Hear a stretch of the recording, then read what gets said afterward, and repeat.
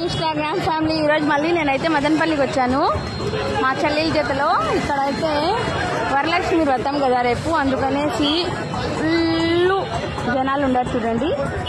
ఎంత దూరం చూసినా కూడా ఫుల్గా ఉన్నారు. మా చెల్లెలు కూడా తీసుకుంటా ఉంది ఆల్రెడీ. ఇక్కడైతే ఇంకా కొంటానే ఉన్నాము. ఇంకా కొన్ని టెంకాయలు ఏంటివేంటివో పూజ సామాన్లు అన్నీ కొన్నాము. ఇంకా మేమైతే ఆటో ఎక్కేసాం. ఇంకా చూడండి నేను చూపిస్తానండి. ఇల్లు జనాలు ఉన్నారు.